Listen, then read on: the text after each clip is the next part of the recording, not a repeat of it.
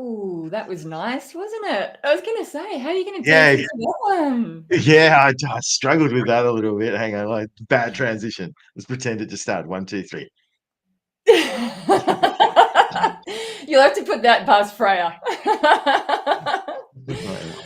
Epic Here we fail. are. Welcome, everybody, to the Social Butterfly. We thought we might count ourselves in on some really transient music. It's been a little while since we've gone live. Life, right? I always say if you're too busy to do social media, you're too busy to make money. And I have literally been too busy to do social media. So here we are. It's been absolutely nuts the last couple of months. But we haven't been able to come live, but we thought we might do it. And we thought we might step back into the live scene and stay here. So welcome everybody to the Social Butterfly. If we haven't seen you for a while, do put your comments in the chat. It'd be great to chat with you. As always, I am joined by Michael 𝐓𝐡𝐞, my business coach, who is a fractional CRO and business consultant dedicated to you reclaiming your life, protecting your marriage, and building intentional businesses. And he helps me do that every day of the week. Michael, how you doing? I'm pretty good. That guy that you were just talking about seems pretty good too. So I like He's him. actually, he goes all right, actually. You should meet him. He's all right. He does do all of those things. He also adds 50K to 500K to your service businesses. So, you know, doing all of the things. Yeah, he's got a few good books too, by the looks of it behind him. He's also fantastic. So, yeah, good answer. He's always got all the right answers too. Nice to see you here, Michael. I'm Katrina from Butterfly Media, and we're taking our clients from 8 clients, or from 0 to 8 clients, or just bringing in 8 new clients in 90 days for ours, and we're doing everything in our power to make all that happen. And today we thought we'd come on the Social Butterfly and talk a little bit about how that happens and some of the things that we see going on behind the scenes, but more in particular, one of the key aspects that we use to get that done. And so does Michael at times as well. Just looking at how you can get 8 clients in 90 days and some of the work that you might have to do that, which includes looking at your follower list. And I call it a list because that's what it is, right? So your followers on social media. So should we dive into that, Michael? We're going to talk a little bit about why you should contact your followers on social media, why it's important to talk to the people that are following you, and why it's important not to just leave them there. Right? absolutely. Sounds like a fun conversation. Let's talk about that. What's your thoughts, Michael, on actually talking to, say, well, let's look at it here. You got 2,100 followers on LinkedIn that I'm looking at here right now, and that's just as a follower count, right? Let's talk about vanity metrics and then why we should contact those. What are your thoughts? Straight in. Yeah. Okay. So I think, of all people, I have a hard stance on this, is that we should be talking to these people. There is no reason for us not to. And they're actually the most important people for us to be talking to, because they are people that have seen us for a lot longer than anyone else. They're people that are already talking to us, and they're there for a reason. So they potentially need your help. So, yep. I have like this list of reasons as to why people don't do it. All right. And then why they would. So I don't know if you want to go down that path first, or where do you want to start? Yeah, there's so many places to start. If you are watching this, let me know in the comments below. So we're on YouTube, LinkedIn, and Facebook right now. Let me know below, or let us both know, how do you feel about contacting your follower list? So how would you feel about reaching out to the people that are currently following you and just even starting to talk to them, let alone starting to sell to them? So would you sell to your follower list? Drop a comment below. I'd be super interested to hear about it and hear about the ick around it. So let's talk about that then, Michael. Why wouldn't people, or before we even look at why would they or wouldn't they, let's take a look at why are you building one in the first place? Why do you have followers on social media? Yeah, look, most people aren't doing it intentionally. They're just like, they're doing it because they heard they need followers. So they're just going and adding anyone that they can get hold of. And there's no intention behind it. And they think that it's going, just by having people there and putting up a post, they think that they're going to get more money, which is not the case at all. It's funny you lean into that, putting up a post. So just posting doesn't guarantee sales either, right? Yeah. So we can talk into that. So yeah. Yeah, so like from that perspective, there's misconceptions around like, and part of that is just the rhetoric that's around it is more followers is better, and like that if you have more followers that equates to more dollars, which is often not the case. So there's a difference between reach and impressions and who we're in front of and what we're talking to. And it comes down to like how are you building your business? And if we're using social media as part of our marketing to grow our business, then we actually need to do all the steps that you would in a proper marketing funnel to lead into the sales process to be able to achieve that. And having conversations with people, which is talking to your followers, is a really integral part of that because just putting up a post that says, hey, come buy my stuff is rubbish and no one wants to see it, and that is where the it comes from. So I like the overarching part of why people don't do it, and like there's a whole heap of reasons, and we can go through them all. But the biggest thing is I think that people it starts with a misconception around sales. Mhm. What sales is about, and then it turns into selfish reasons. And that is not going to be popular with people, but that's what I'm going to call it. And then I'm going to point it out. I'm going to call people out, and I'll give some examples of what I've experienced. If they don't like it, that's up to them. But Yeah. if they take it on board, you'll get more out of it. So to clarify what I believe sales is sales is helping someone make a decision on whether what you have that's going to solve their problem to get them an outcome they're looking for is the best fit for them. Mm. Which means all sales is doing is you asking a series of questions so that you can help ascertain whether what you have is good fit for them, and then you can help make the connection and you can understand what their needs are and if you're the right person to solve it for them as well. Like it's that simple when we make it hard. And the reason why everyone feels ick about it is because people have done it poorly and they've just rolled in and gone, I want $500. Here's buy my thing. So much to say. But yeah, so sales Right? Like from a person that was scared of sales 12 months ago to the monster you've created now, right? You know, where I just, you're like, okay, do I have to do the marketing? Can we just make sales? Like sales, once you get into the role, the fun of sales, you can really have some fun in there where you start to help people out, as you say, connect with them, serve them, deliver a result for them that they're really interested in. And then also say no to people that aren't right fit. When it comes to doing it online with your followers, right, and we can lean into that, there's sometimes an ick around, number one, I don't want to be that guy, right? So I don't want to be the one that's sending out all those DMs that I hate receiving. I don't want to look like I'm selling. There's those sorts of feelings around it. I'm not good at sales. I don't want to make the ask. They're really scary. All of that stuff is being selfish, right? Yeah. Like it's all about you. It's not about them. I also So think, like, I myself included, yeah, I used to think that posting was enough. And maybe back in the day when social media came out, it was for a while.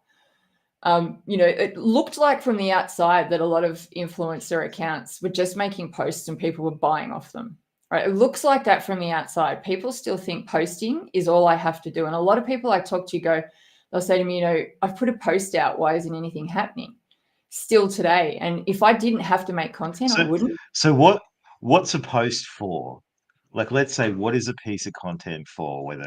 Regardless of whether it's an email, it's a blog, it's a video on YouTube, it's on social media. What is that piece of content for? To raise awareness, to make sales. Yeah, it's literally just to activate a sales conversation. Where does a sales conversation happen? It happens in private. It Yeah. either happens on a phone call, it happens in the DMs to get someone to a phone call. Like, so we sell high ticket services, right? So for us, the sale of that is actually going to happen on a phone call or Zoom call or whatever that looks like, right? So what DMs are is for us to be able to pre-qualify people and allow them to pre-qualify us to make sure it makes sense to get on a call. You don't get that from a post. What a post does is it creates attention interest and give someone understanding that they may want to have a conversation with you because this could be for them. So with the problem without that conversation in between is you're expecting a post to take someone straight to a phone call. And if it did, they're probably not going to be the right person. And they might be, but chances are they're not, because you haven't got anything to qualify in between. Even if you go, this is who it's for, this is who it's not for. Because their perception and your perception may not be aligned. Totally. And also the call can be helped because of the post. Like they talk together, they're not silos. Well, yeah, the majority of content is about we talk buyer's journey, we've got awareness, consideration, and decision on a curve, right? So we have content that is for each of the different things. So the calls, the posts that are activating are really around the decision-making process. Awareness is where we're introducing people to a problem, and consideration is, hey, you've got this problem, here's what could solve it for you, so that you can start deciding whether it's right for you. So like there's content at different stages. So a post is like, if we only do decision making posts, we're lucky if we are hitting 5% of the market, and then they have to see it right at that given time when they're ready to go, which the chances of that is not very good. It's just not. Like, you've got to have the consistency. So what if we crack into why most people don't go and talk to their followers? So I want to say, just off the back of that, and definitely in, so you're saying, sometimes people won't see it. Funnily enough, the more followers you have, the less that see your posts, right? So it's like it goes from like 9% to 7% down to like 4%, the more followers you have that actually see the content, if you don't do what we're just about to talk about. Yeah, and look, that's okay, because people come in and they follow you at different times and different parts in their journey, and like that is the more people, it's always going to happen. What you'll find though is more people overall will see your posts. So yeah. All right, let's talk about it. Why won't people contact their follower list? Okay, number one, fear of rejection. They're scared that they'll say no. So here's the thing. Here's what I do is if someone says no, I'm like, perfect. I don't have to spend any more time with them now. Or in that conversation, doing that thing. If I was trying to help them and they say no, cool, perfect. We're done. There's nothing wrong with that. The problem is there is a little bit of fear around, what if that person yells at me or carries on or whatever. That's about them. It's not about you. That's going to happen regardless if it's going to happen. So don't worry about that. Number two is they don't want to seem pushy, right? But if you are out there asking genuine questions and someone doesn't want to answer them, guess what? They just won't answer them. But if you don't ask them, you're making a buying decision for someone. I love that one. The buying decision. And making a buying decision is, like, just to clarify that, because a lot of these things that are making buying decisions for people, or all of them, if you don't do it, is effectively, if you have something that could change someone's situation and make their life better, and you don't talk to them about it, you've made the decision that their life is not going to be better without them being able to have any input. It's such a common thing to do. A lot of people I speak to do it. I still occasionally have to pull myself up on it, because I'll go in to do outreach to someone and I'll go, oh, I don't think they'll be able to. I don't think they're right fit. I don't think they'll afford it. Or maybe they're already further advanced. They won't need me. And I'm like, hang on a minute. You don't know anything. Right? I just want to touch on right fit real quick so we don't get stuck down that too much. It is okay if people aren't right fit to not have the conversation, because we do have like if there's only a certain type of people that we work with. So let's say I only worked with doctors, I'm probably not going to talk to a truck driver. Oh no, that's not what I meant. But yeah, so sometimes but I just want to clarify that, because there's a difference between me saying you need to go message your followers and go talk to everyone. Like, if if you have 1,200 followers and 800 of them are doctors, go talk to all the doctors.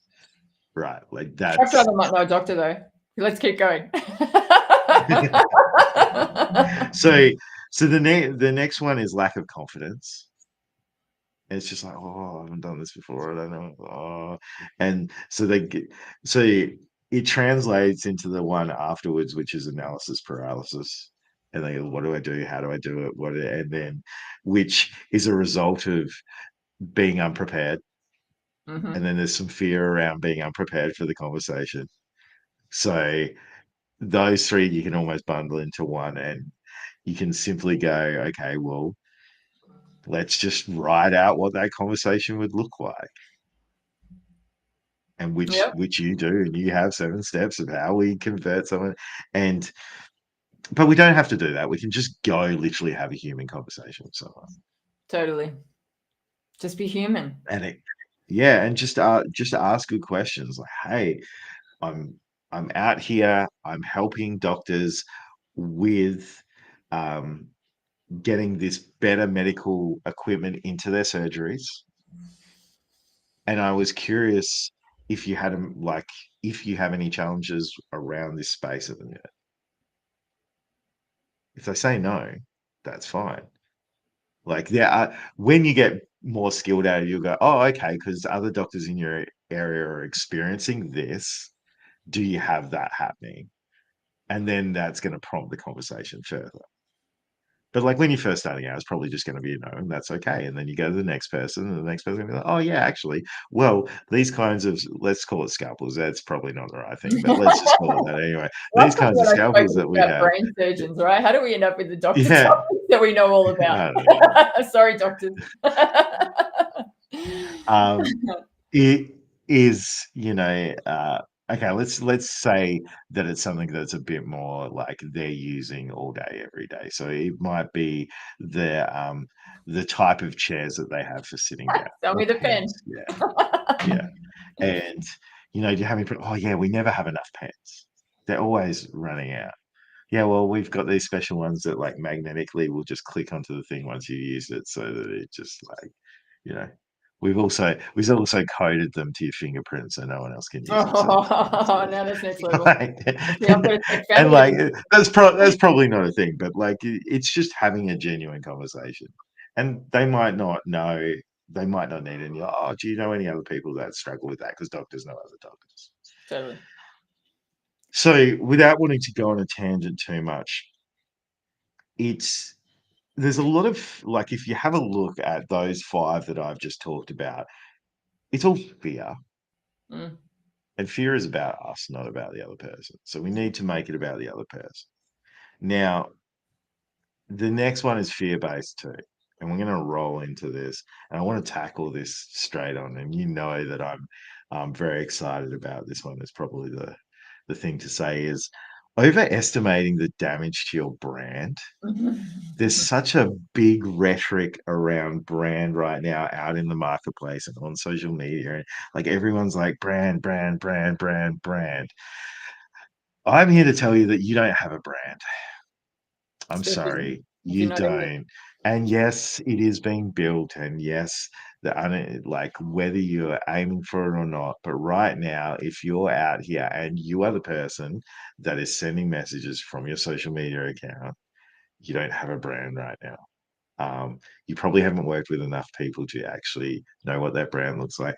And if you're going and just having human conversations, you're not actually having a detrimental impact on your brand. You're building on your brand because you're talking to people. And you're taking the time to go talk to people.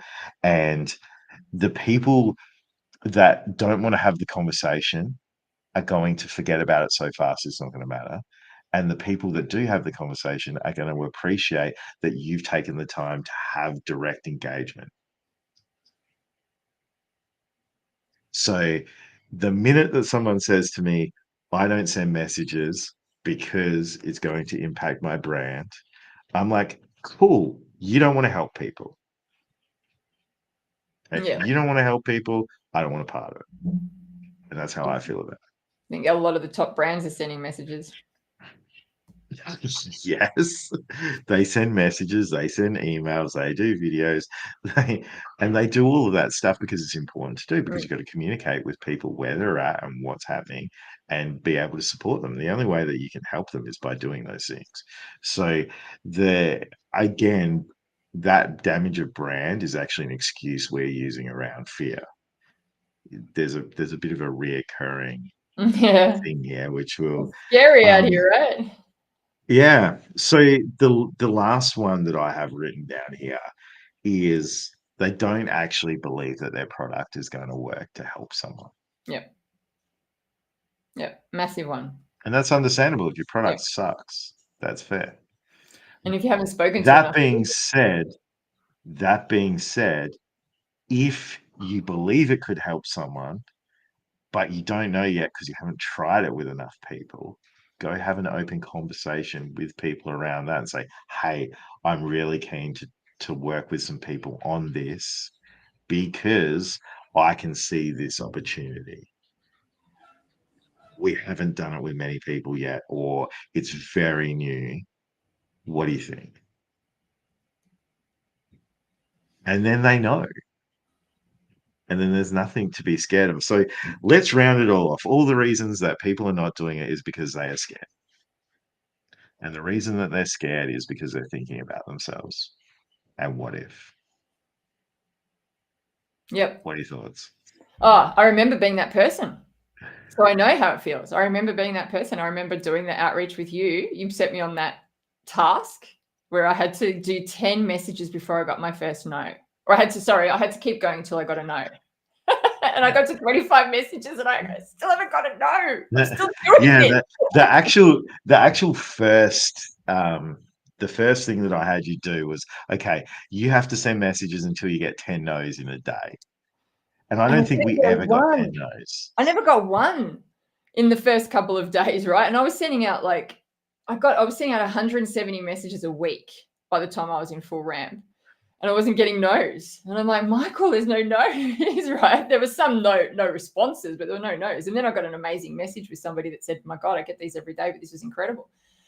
So yeah, I know the fear, right? The fear is I don't want to be the guy. I don't want to send those messages. What are they going to say? No one wants to buy my stuff. They're not going to be here. All of these things go through your head. And then when the results come through, yeah. I was I was just going going to to say, say, let's talk about what the worst thing that's happened. Like, we've had it happen. So, probably the worst thing that's happened to me when I've said to DM is basically someone's told me to F off. That is literally the worst thing that's happened I to me. haven't even had that. I've had someone tell me that this is the worst way to sell. You shouldn't sell like this. This isn't the way you do it. And I went back and I said, actually, I've just closed 18 clients and I've got a full pipeline of 79 people. Might not work for you, but tell me, what are you doing right now? I'd love to learn. So you Yeah. just flip it and then learn from them.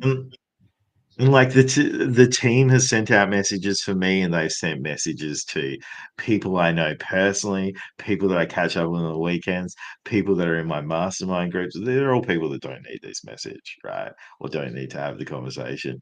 And the responses back have just been is people like, oh, okay, yep, no worries, thank you. It started some other conversations around, one of the guys I would start talking to about software that we're working on, but like it's nothing to do with like reach out. Um, one of the guys was poking fun at the team, like, but there was no one that I knew was there, like having a go or anything like that. And it's actually probably a good thing for any of my clients that got outreach to see that other people are like reaching out. Yeah. So the worst thing that can happen is somebody tells you, to go Where to go? somewhere else. Yeah. And that's going to happen at any stage in business, whether it's face Th- to face, door That's knocking. I've had worse things happen to me in person. Totally. I've I think we talked about it in a previous podcast. I've stood up in front of 120 odd people doing a presentation at a Chamber of Commerce thing, finished it up with I'll find you this amount in 45 minutes. I think I said 10K at the time, whereas now I would have said 100K at least if I was up there. And the chairman of the board that stands up afterwards, he's also the president, goes, "Oh yeah, that's unbelievable." Or too good to Yeah. be true is what he said. And yeah, Like that was a lot rougher than someone in a DM saying no, because you're not even failing in public at that point Yeah, that's right. because it's in a private message. So how do we overcome that? I guess is the next question, right? Good question, Michael. How do we overcome being fearful of contacting our followers? Fair. The way that I look at it is the reason to do it needs to be stronger than the reason not to, because there's always going to be reasons not to do everything. So why are we contacting people? Can we take it a step Here, back and say, why are we yeah, actually building a following? Why are we building a following? Like ultimately, social media can be a time suck. A lot of people will attest to that. So why would we have a following if we could go and have business and get business another way? Like, why would we even bother with the time suck, right? Why are we building a following? it depends. Like Yeah. it just like We need to if ask social ourselves that. media is where your target market is, that is why we're building it, because it's just part. Also, like the hard thing with social media is that most people that are building social media from a business perspective have only ever had social media for personal. Yeah, That's two very different things. totally. For businesses, it's marketing. So the why we want to use social media is because that is where our target market is hanging out, and that's where we can share a message to help them decide whether we're right fit to help them or not. We can completely connect. And there's like that's a very simplified version, because it could be that we just need social media to be awareness and validation, because all our marketing and like where all our leads come from are in other places. Like they might just come through our email list. It may be in-person events that we run. It could be a whole heap of different things. But the social media is just there so that someone can look on social media and go, oh yeah, these guys are legit. Totally. So there are different reasons for it, but as a general rule, we're building followers because we're building a list so that we can build ongoing relationships with them. So at some point, we can take those relationships and take them from a lead to a warm prospect to a client. Yeah. So if we reframe that when we are starting out with social media moving forward, or even if we take a look at our own accounts, just take a look at the follower list that we have and go, okay, I'm building this out so that I can make my business successful and help people, rather than because everyone else is doing it. And that's what you do with social media, don't you? Yeah. You know, that Well, kind of. let's say if you wanted to get 8 clients in 90 days and you had 1,000 people on social media, right? Ooh, In one thing, only 10% of those people need to buy. Now, like here's the reality of it, right? Is that probably 50% of those people are not right fit. Because when you're building out like that, the first thing you tend to do on a social media account is go add every single person that you can possibly find. So let's say it's half of that. So let's say we now got 500. Well, when we look at it from that perspective, when we break it down, we're only looking at roughly like 16% of people needing to convert into a sale to get 8. That's pretty good. yeah, that's it. Like That's for great. a lower audience, it's different. When your audience gets bigger, that's going to change. But it tends to be when you have that small audience. If you're posting consistently, and when I say consistently, I'm like, let's call it 2 to 3 times a week. You've got people that are commenting a little bit, so there's a little bit of noise. There's always going to be lurkers. They're looking at what's happening. There's going to be some interest there. If they're not activated yet and you go start having some conversations, you're going to scoop some people up. Oh yeah, like I'm even looking at that 500 that you haven't included, and I'm sure they'd know someone. So that list is solid for me. Like, It is, right? Yeah. So but we don't have conversations. Like the biggest problem that most people have is they don't have conversations. yeah. So why would they? Oh, I got a huge list about why they would. Do you Why want to would? go there? Because I'm gonna steal your thunder. I don't even know if you're gonna say it, but I know you're you gonna say go. it. So, as I always say, a wise coach once said to me, number one reason, like for me, it's market research, but the number one reason is people shop in public and buy in private. That's it, right? Like that's the number one reason. And then there's so many after that. Oh, but yeah, let's go with that. People will tell you what's going on in their world in the chat. They won't tell you it in public. So you can learn so much about your market, not even from a sales perspective, but literally from a market research perspective. It's incredible what you can learn in the chat. Incredible. The conversations we have in there, I learn more about people's, like our clients' clients than our clients know. Absolutely. I'm so excited about it. It's so much fun in there. It really is. So my thought pattern is, before we even talk sales or we do anything else, is that most people go into business and that are passionate, that keep going about, that are willing to work on social media, is because they want to help people, right? Like there's a genuine want to help people, especially like for the clients that I work with, because I work with service-based clients, like, and it's all like, it is a hard gig if you don't want to get out there and help people and push through. So it's the people that really want to help people make an impact that tends to stay through. So the challenge that I put out to people is, if you believe you can help someone and you don't at least try to talk to them or offer the help, why aren't you doing it? The only reason that you're not is for selfish reasons, because it's all fear-based. So then I come back to is, if you can help someone and you can change their life in a positive way by helping them, do you not have an obligation to do that? So why are you making buying decisions for people? That's crucial. That line you just said then, that's the other one.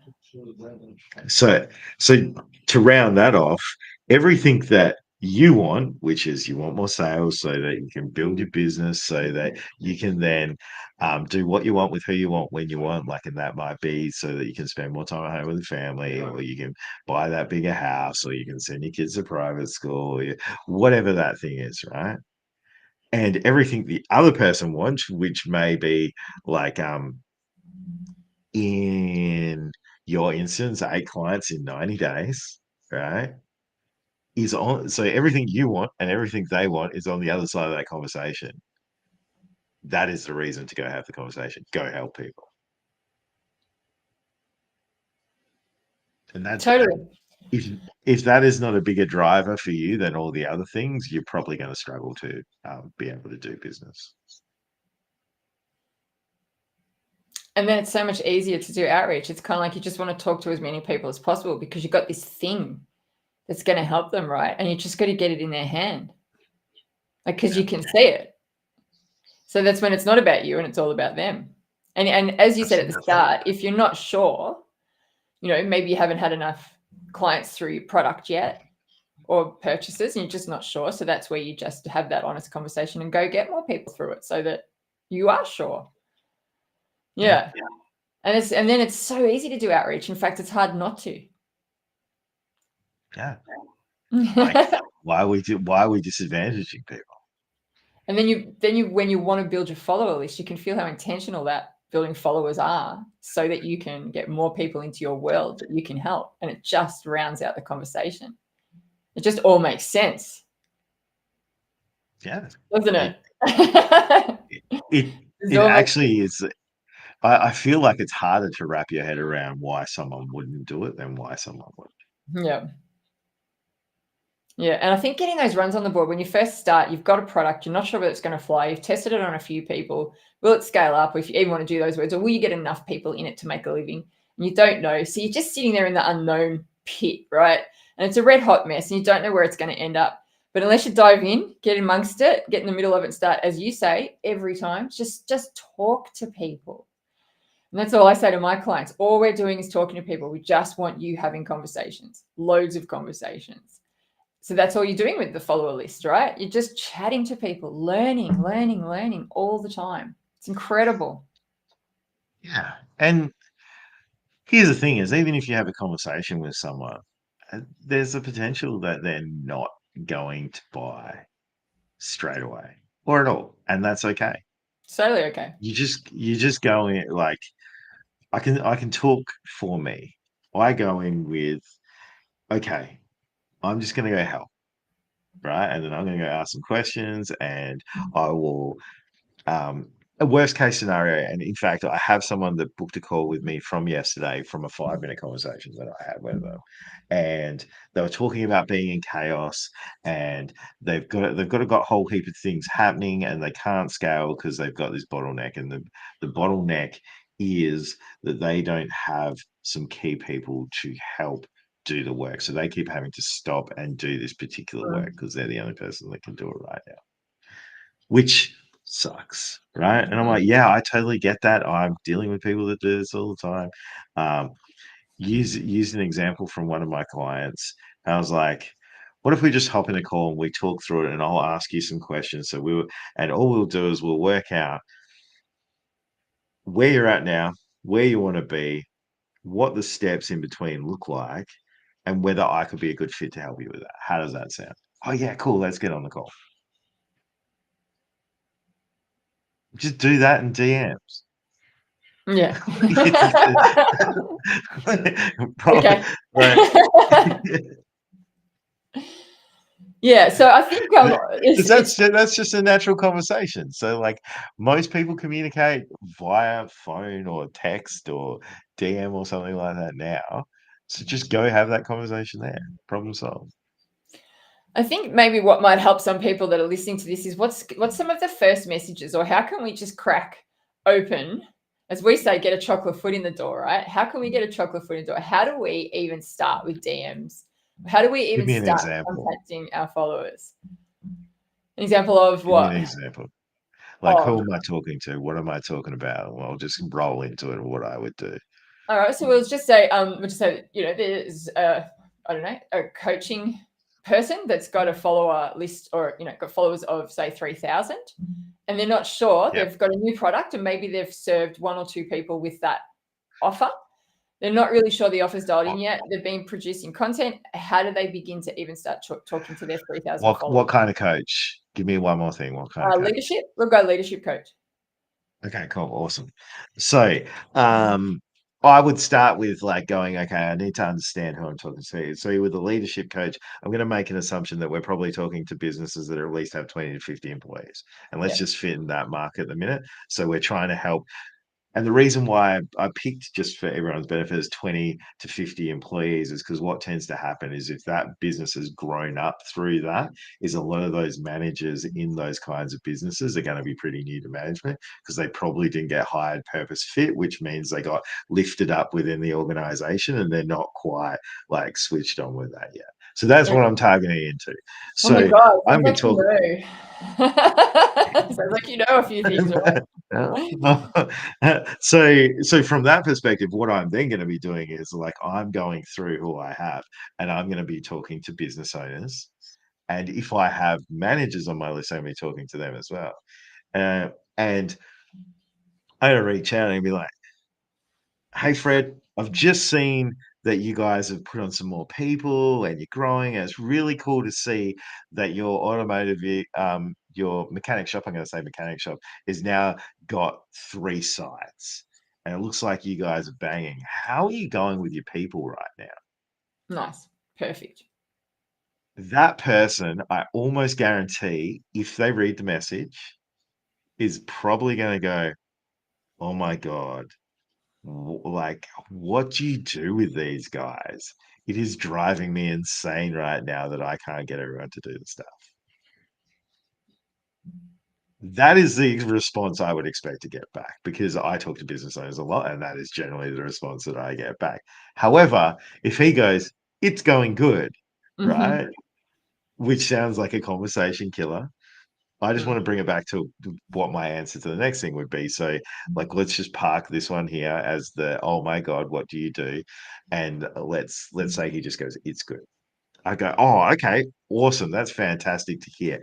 What I tend to find is because we've got some newer managers in here, we start having some inefficiencies creep in, and there's a bit of problems where the team isn't quite getting done what we want, and things feel a little bit over the shop.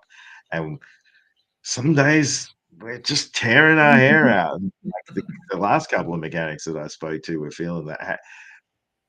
Do you guys see that at all? generally the next answer is going to be, oh my God, it's like you're in my head, or Okay. something to that effect, right? Now, if he goes, no, we're good, awesome. Glad to hear it, mate. Really appreciate it.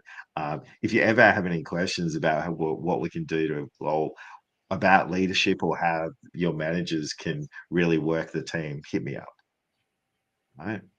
And if you've got like a lead magnet or something like that, I'd say, oh, by the way, I have this thing that may help them out. If you want to let me know, I'll shoot it.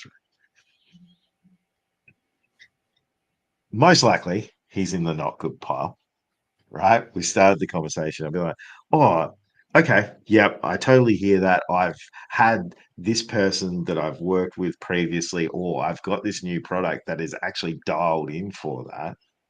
Would it make sense for you just for us to hop on a quick call? All we're going to talk about is X, Y, and Z, which is a couple of key tips about what you guys could maybe do to work on the team right now that's going to make it a lot easier for them.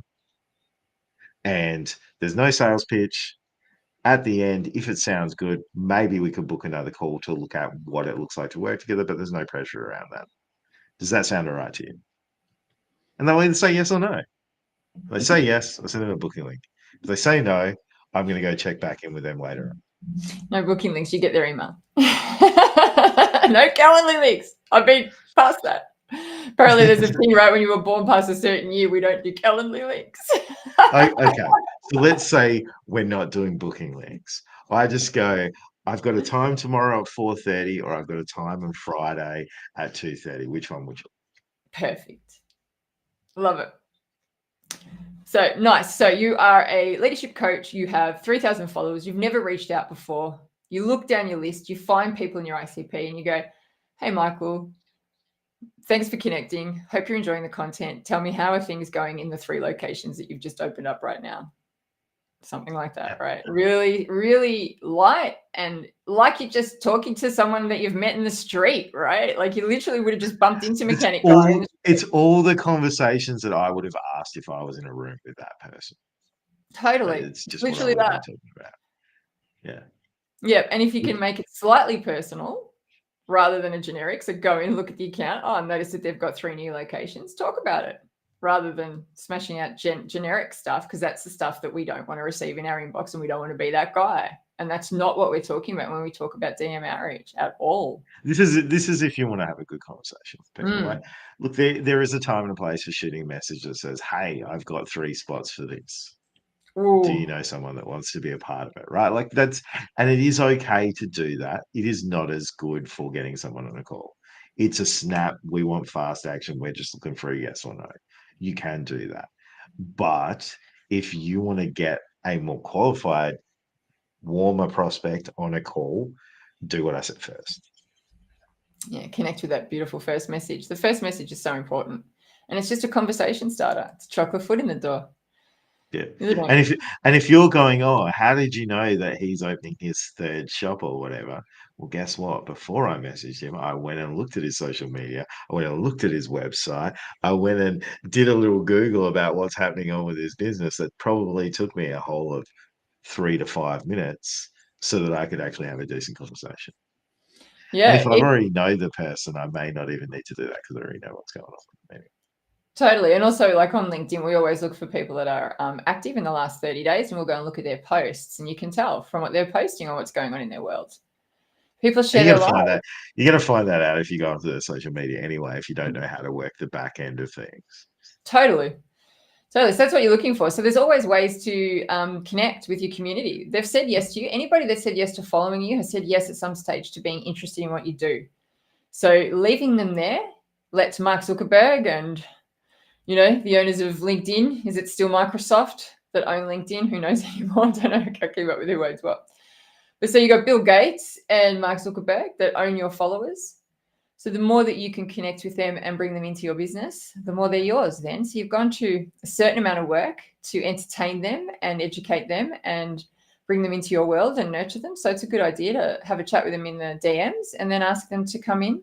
And even if it's onto an email list or onto a call, so that you can help them. So hopefully, team, that's taken out some of the fear around DM outreach or around contacting your followers. It's not even necessarily you can call it DM outreach. If you're really struggling to do it, get someone else to do it for you and get out of the way. Yeah, that's always a good idea. Yeah. Like that's like, yeah. Yeah, if you're not comfortable with it, like, you know, there are some people that are just never going to be comfortable with it. And if you're not, you know, it's like anything, right? It's like if you can't do marketing for whatever reason, and like you could be the best auto mechanic and have the best auto mechanic chain of businesses in Australia, right? But you can't do marketing because you don't get it. You're like, oh, I don't know what. Get someone else to do it. Totally, I couldn't get some. You don't want to do sales. Cool. Get someone else to do it. Like, yeah, and then importantly, pop out of the way and allow it to happen, because it can seem, you know, from my perspective, from an agency perspective, when you're working with clients, it can seem really weird when there's somebody messaging on behalf of you and somebody talking on behalf of you, like, oh my God, I wouldn't say that, or that's really weird, or this stuff's happening while I'm asleep, or, you know, you wake up to stuff being said and it's like, you just give feedback, right? Yeah. Like it's, hey guys, the content that we've just looked at isn't quite right, or like the messaging that we're doing isn't quite right. Here is what I would do. This is why. This is what it looks like. It's exactly the same as training a team. Yeah. And the more you can dial in the people working for you, I've said this to our clients and to my team, the more you can dial us in, the better, the long term, because the less you have to do when it comes to sales and marketing. If you've got a full team dialed into everything that you do, the more you train them up at the start, wow, in 12 months, man, you have a machine, even less, right? But you've got a machine that works day and night for you. And that's incredible. So that's a topic for another day. So on that then, contacting your follower list. Take a look at why you're building it in the first place. Then number 2, you definitely would like to have a chat with them, because people buy or shop in public and buy in private. You're going to find out a lot inside the DMs about your market and about what's really going on for them. And then all you're going to do is help them, as Michael says, help them in the chat, just help people, and then ask them to come off social media and into your business as quickly as you can. And subliminal messages. I've got them everywhere. So don't do that. All right, Michael, thank you so much. Have you got anything else you'd like to add, or is that the final? Just go help people. And look, honestly, if you are struggling with that concept and it is a bottleneck for your business, like if you look at your business, like generally when people aren't growing, it's because of not knowing what to do, when to do, and how to do it next. If you need help, just get help, right? Like stop getting caught up in can't do this and what kind of, like, you need to know what you can do. You need to commit to what you can do. So businesses fail every day. Don't be the reason that it fails. Oof. Do what you do best and outsource the rest. On all of that, right? All those t-shirt slogans. Thanks, team, for joining us this week. We'll see you next week with another hot topic. If you'd like us to talk about something, by all means, yell out. But, you know, we've got a well of stuff to talk about. So we'll join you next week, same time. Michael, been so great chatting with you as always. Thanks for